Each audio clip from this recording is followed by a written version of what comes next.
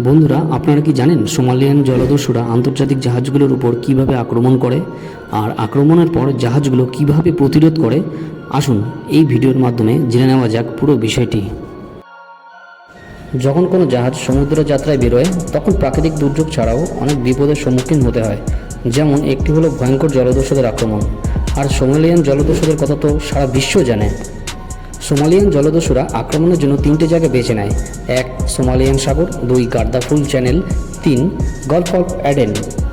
Asia থেকে যেসব জাহাজ ইউরোপ যায় এইডেন উপসাগর হয়ে সুইচ খালের মধ্যে দিয়ে ভূমধ্যসাগরে পৌঁছায়।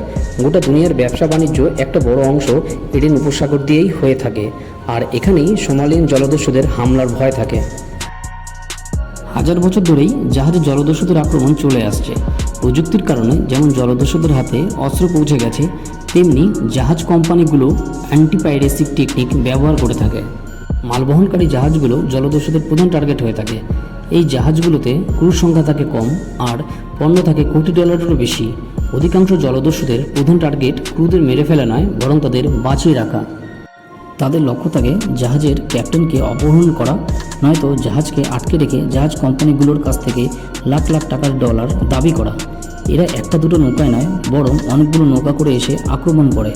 কখনো কখনো জলদস্যুদের সংখ্যা হাজারেরও বেশি হয়ে থাকে। জলদস্যুরা সাধারণত পিছন দিক থেকে আক্রমণ করে থাকে। এক মাথার হুক লাগানো লম্বা দড়ি দিয়েই তারা খুব দ্রুত জাহাজে উঠে যায়। তবে এখন জাহাজগুলো আধুনিক প্রযুক্তি নিয়েই সমুদ্রে যায়, যাতে জলদস্যুদের হাত থেকে জাহাজটিকে বাঁচাতে পারে।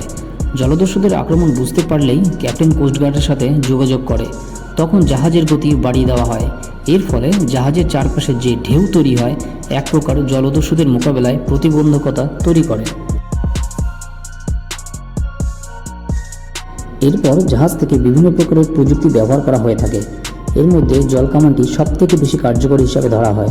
জাহাজগুলোতে অসংখ্য জলকামান থাকে। প্রত্যেকটি নজল থেকে প্রতি মিনিটে 1350 ক্যানন জল ছোড়া হয়। এই জলের পরিমাণ এতটাই যে 10 মিনিটে একটি সুইমিং পুল ভর্তি হয়ে যায়।